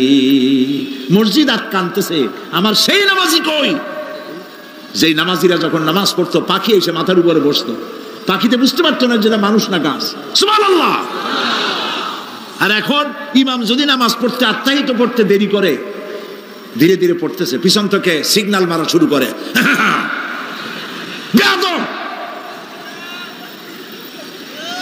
ইমাম যদি নামাজের মধ্যে, ইমামকে কখনো গলায় কাশি দিয়ে আপনি ডিকটেট করতে পারবেন না, বেয়াদবি, নামাজ নষ্ট হয়ে যাবে। অনেকে করে কিনা বলে, ওর নিজেরটা শেষ হয়ে গেছে এই জন্য ইমাম করে না কেন, সেই জন্য কাশি দেয়। এটা ফাজলামি করার জায়গা নয়। প্রিয় ভাই সব, সুতরাং আমল যদি ভালো না হয় মসজিদ সুন্দর বানায় লাভ হবে না। আমল যদি ভালো না হয় সুন্দর জামা টুপি পরে কোনো লাভ হবে না। শরীরে হয়েছে ক্যান্সার আর মাথায় মাখতেছে লক্ষ্মী বিলাসের তেল, লাভ আছে? বলেন লাভ আছে?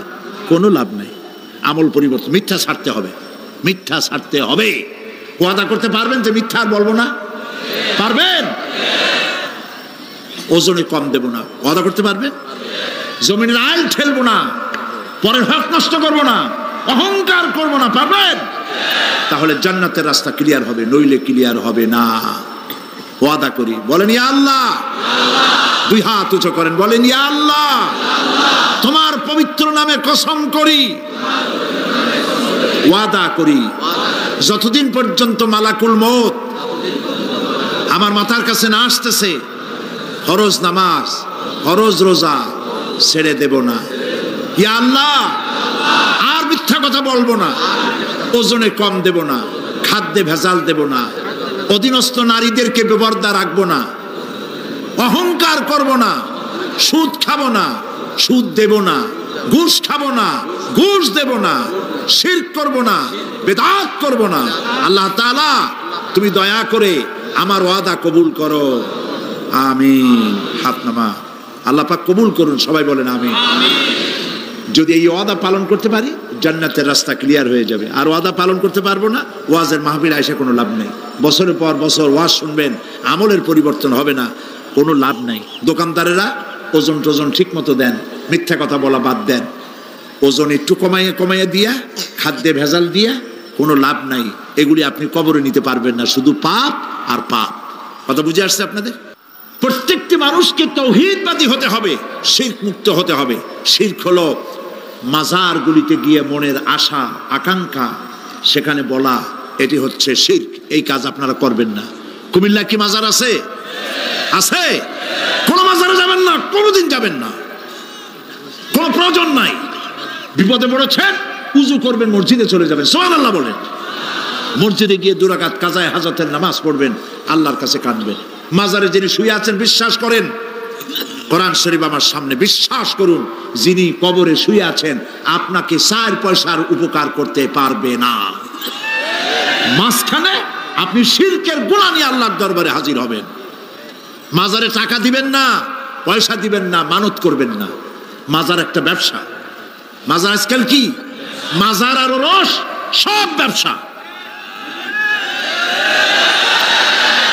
আপনারা এইসব কাজে যাবেন না। আগরবাতি, মোমবাতি, চাদর দেওয়া, মশারি দেওয়া, এগুলো মুসলমানের কাজ না। হিন্দু, খ্রিস্টান, বৌদ্ধ যা করে আমরা কি তা করতে পারি? জোরে বলেন, পারি? কবরে যদি একটু চিন্তা করেন ভাইরা, মাথাটা একটু খাটান, কবরে যদি চাদর দেওয়াই লাগে তাহলে রাসূল করিম সাল্লাল্লাহু আলাইহি ওয়াসাল্লামের কবরের উপরে সোনার সুতা দিয়ে চাদর দেওয়া উচিত ছিল। তুলার সুতা না, সোনার সুতা। আর ওই রকমের দেওয়ার সিস্টেম হলে উম্মতেরা সোনার সুতা না, নিজের বুক নিজে ভাইয়া কলিজা পার করে রাসূলুল্লাহর কবরের উপর দিয়ে দিত। নবীর পরে সম্মান সাহাবায়ে কেরাম। সাহাবায়ে কেরামদের কবরের উপরে চাদর নাই, আগরবাতি নাই, মোমবাতি নাই, গোলাপ পানি নাই, গম্বুজ নাই। মাজার একটা হইছে, সেটার গম্বুজ বানাইতে হবে। কেন গম্বুজ বানাবেন? দরকারটা কি? তওবা করুন, জিন্দেগিতে আর কোনোদিন মাজারে কোনো সাহায্য করবেন, 1 পয়সাও না। টাকা পয়সা দিবেন, টাকা পয়সা দিবেন, এতিমকে দিবেন, ভিক্ষুককে দিবেন, বিধবাকে দিবেন। পরীক্ষা দিতে পারে না, ফি দিতে পারে না, পরীক্ষা দিতে পারছে না, ওরে দেন। বাড়িতে চাল নাই, পানি পড়ে, ওরে দেন। অন্ধ মানুষকে দেন, লুলাকে দেন, এতিমখানায় দেন, মাদ্রাসায় দেন, টিউবওয়েল বানায় দেন যেখানে পানি নেই। এই সব কাজ করেন, সব হবে। সুবহানাল্লাহ কর। মাজারে, কোন মাজারে, আজকের মাহফিলে যত লোক হাজির হয়েছেন, কোন মাজারে কোনো টাকা পয়সা, আগরবাতি, মোমবাতি, চাদর জিন্দেগিতে দেবেন না। কারা দেবেন না? হাত উঁচু করে দেখান। আলহামদুলিল্লাহ। হাত নামা, হাত নামা। এরপরে থামেন, থামেন। এরপরে দেশে আজ অশ্লীলতার সয়লাব আমরা দেখতে পাচ্ছি। গতকালও আলোচনা করেছি। গত 5 বছর যারা ক্ষমতায় ছিলেন, অভিনয় নিয়ন্ত্রণ আইন তারা তুলে ফেলেছিলেন। অভিনয় নিয়ন্ত্রণ একটা আইন ছিল, কদ্দুর অভিনয় করা যাবে, একটা মেয়ে তার কাপড় কতটা কমাইতে পারবে, নাচে গানে অভিনেতা অভিনেত্রী একসাথে কতটা জড়াজড়ি করতে পারবে, এর একটা নিয়ম কানুন আগের থেকে ছিল। সেই নিয়ম কানুন ওই 5 বছরে তারা আইন পাশ করে নিয়ন্ত্রণ আইনটা তুলে দিয়েছে।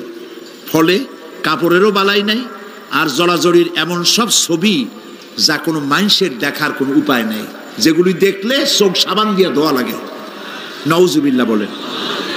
বাংলাদেশ সুপ্রিম কোর্ট, বর্তমান সরকারের আমলে বাংলাদেশ সুপ্রিম কোর্ট সুমোটো আইন জারি করেছে, যে সমস্ত অশ্লীল ছবি করা যাবে না, অশ্লীল পোস্টার লাগানো যাবে না। আমি গতকাল এখানে বলেছি, কুমিল্লার ডিসি সাহেবকে আমি গত রাত্রে তার সঙ্গে আমি কথা বলেছি, তিনি একমত হয়েছেন কুমিল্লার কোন দেওয়ালে সিনেমার অশ্লীল পোস্টার থাকতে পারবে না।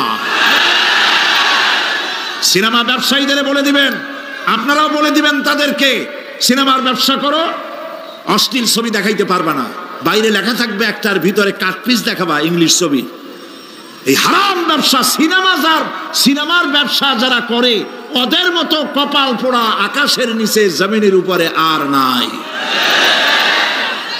কারণ কি জানেন? কারণ কি? আরে বাবা থামো, কারণ কি সেটা শোনেন। কারণ হচ্ছে মসজিদ যে বানাইলো, ওই মসজিদে যতদিন নামাজ হবে, জিকির হবে, তেলাওয়াত হবে, কিয়ামত পর্যন্ত যে পয়সা দিছিল সে সওয়াব পাবে।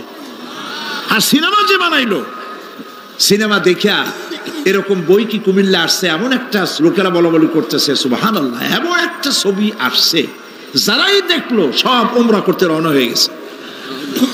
এমন ছবি আসছে যা দেখিয়া সমস্ত মানুষ তাহাজ্জুদ পড়া শুরু করছে। এরকম হয়েছে।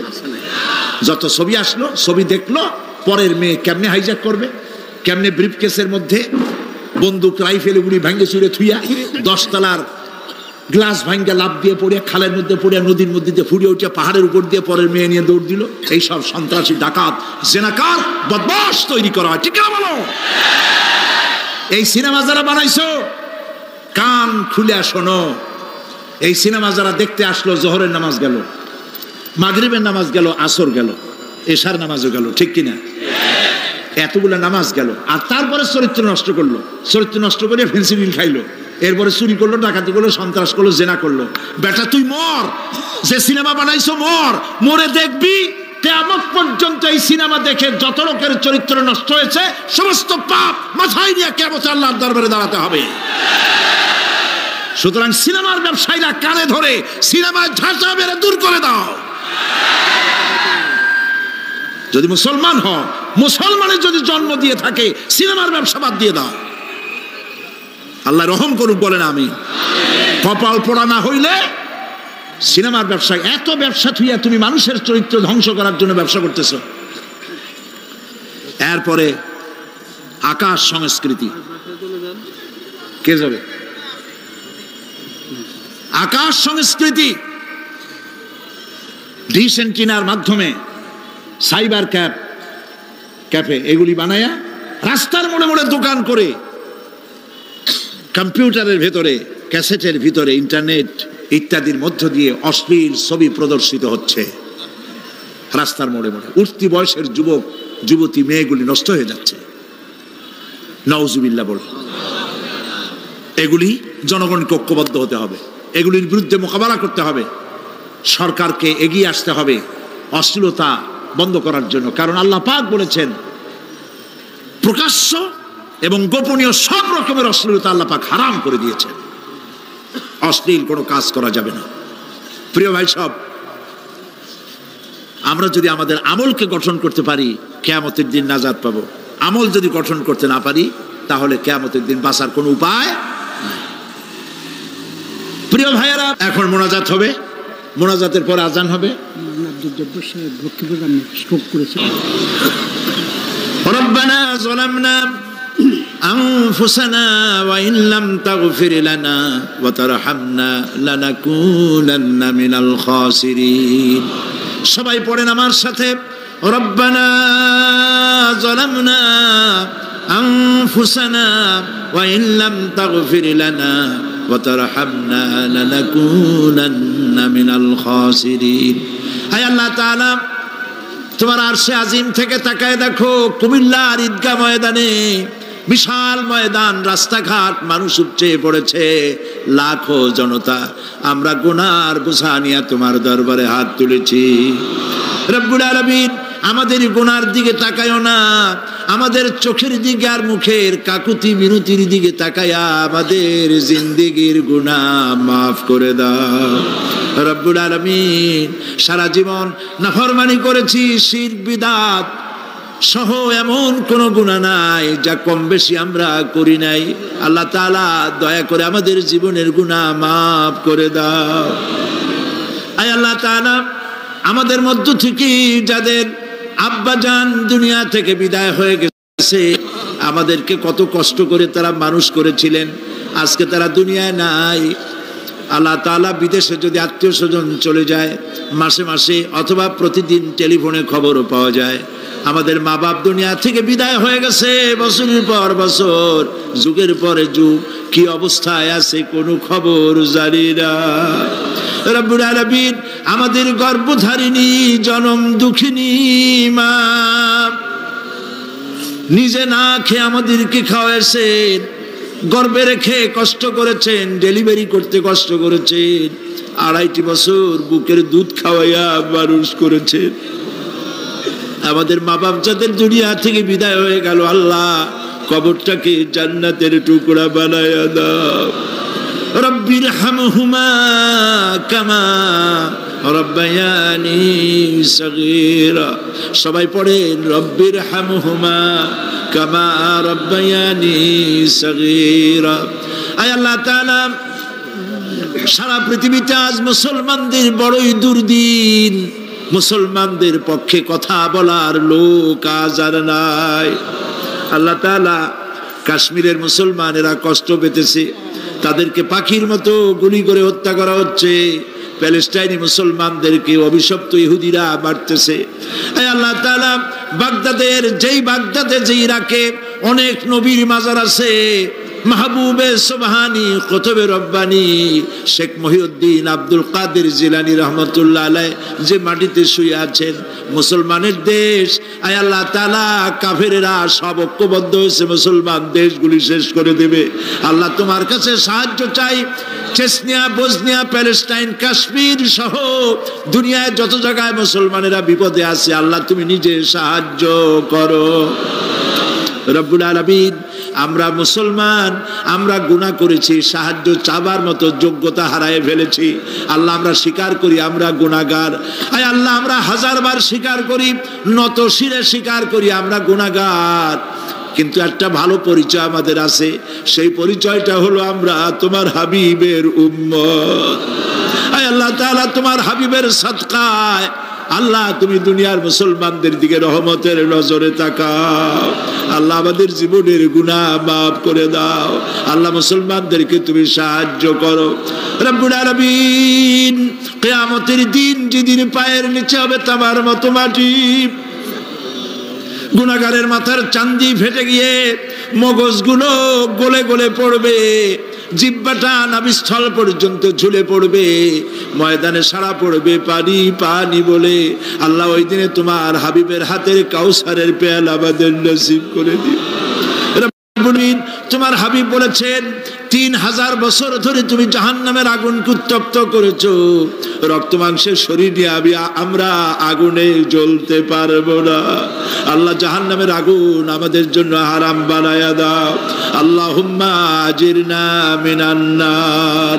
সবাই পড়েন, আল্লাহুম্মা আজিরনা মিনান নার, আল্লাহুম্মা আজিরনা মিনান নার। আয় আল্লাহ তাআলা, আমাদের আকীদা, আমাদের বিশ্বাস হলো এই, আমরা এখন কোথায় বসা তুমি দেখতে পাচ্ছ, আমরা কি বলতেছি তুমি নিশ্চয়ই শুনতে পাচ্ছ। তুমি একটু তাকায় দেখো তো বাবু, এতগুলি হাত তো কোনো পীরের দরবারে ওঠে নাই, কোনো বাজারে গিয়ে ওঠে নাই, কোনো মন্ত্রীর কাছে ওঠে নাই, কোনো প্রেসিডেন্টের কাছে ওঠে নাই। রাজা ধীরাজ, সম্রাটের সম্রাট, বিশাল আকাশের মালিকের কাছে হাত তুলেছি, মালিক খালি হাতে ফেরত দিও না, মালিক খালি হাতে ফেরত দিও না। হে আকাশের মালিক, হে জমিনের মালিক, হে আমাদের রব, আমাদেরকে খালি হাতে ফেরত দিও না বাবু। আল্লাহুম্মা লা তারুদ্দানা খাইবিন, আল্লাহুম্মা লা তারুদ্দানা খাইবিন। আল্লাহ তাআলা একেবারে কিচ্ছু না দিয়া খালি হাতে ফেরত দিও না বাবা। কয়েক সেকেন্ড আমি আপনাদের জন্য ছাড়লাম, মাথা নিচু করুন, চক্ষু বন্ধ করুন, যার যা বলার বলেন, দোয়া কবুল হয়ে যাবে ইনশাআল্লাহ। বলেন যার যা বলার দরকার মিনতির সাথে কাকুতি মিনতি করে বলেন।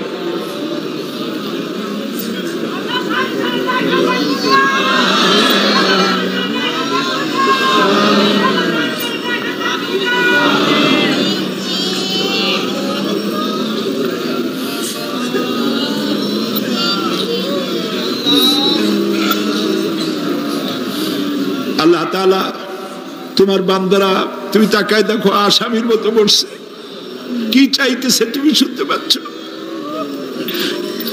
আমরা সবাই ভিক্ষুক, তুমি বলেছো ওয়াল্লাহু গানিয়্যুন ওয়া আনতুমুল ফুকারা, আমরা ফকিরের গোষ্ঠী আর তুমি গানি, আমরা ভিক্ষুক আর তুমি দাতা। আল্লাহ তাআলা আমাদেরকে খালি হাতে ফেরত দিও না বাবু। এই মাঠ থেকে কেউ যেন গুনার বোঝা নিয়ে ফিরে না যায় বাবু। আল্লাহ তাআলা সিরাতুন নবী কমিটি প্রত্যেক বছর মাহফিল করতেছে, আল্লাহ তাদেরকে কবুল করো। আল্লাহ তাআলা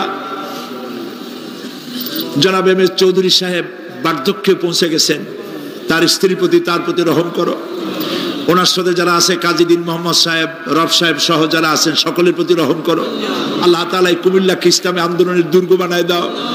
শিবিরের যে ছেলেটি ক্যান্সার রোগাক্রান্ত হয়েছে, ডাক্তার বলেছে ৩-৪ মাসের বেশি বাঁচবে না, কিন্তু তুমি ভালো জানো আল্লাহ পাক, আমরা এই ছেলেটির জীবন তোমার কাছে ভিক্ষা চাইতেছি বাবু, তুমি ভিক্ষা দিয়া দাও।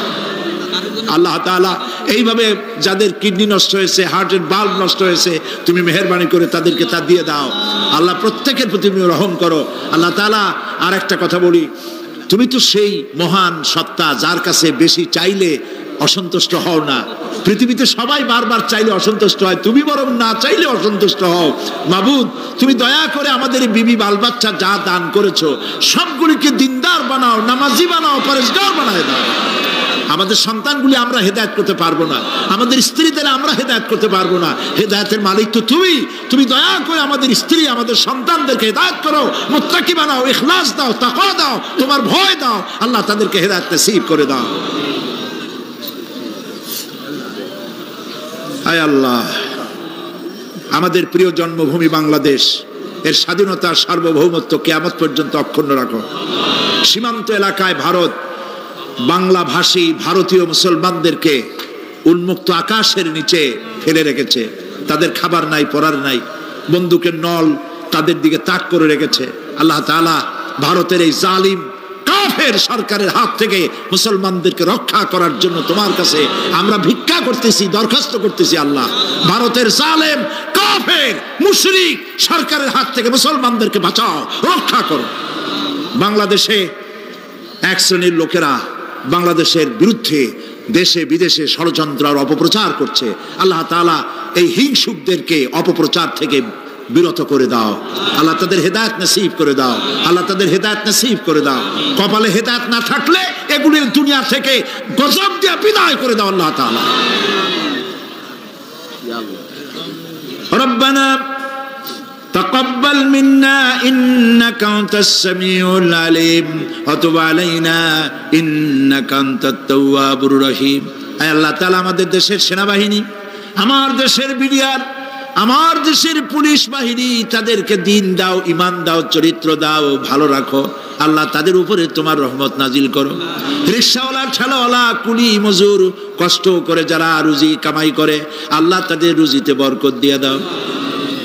সুবহান রাব্বিকা রাব্বিল ইজ্জাতি আম্মা ইয়াসিফুন ওয়া সালামুন আলাল মুরসালিন ওয়ালহামদুলিল্লাহি রাব্বিল আলামিন ওয়া জাআল আখিরা কালামিনা ইনদাল মাউত লা ইলাহা ইল্লাল্লাহু মুহাম্মাদুর রাসূলুল্লাহ। আসসালামু আলাইকুম ওয়া রাহমাতুল্লাহ।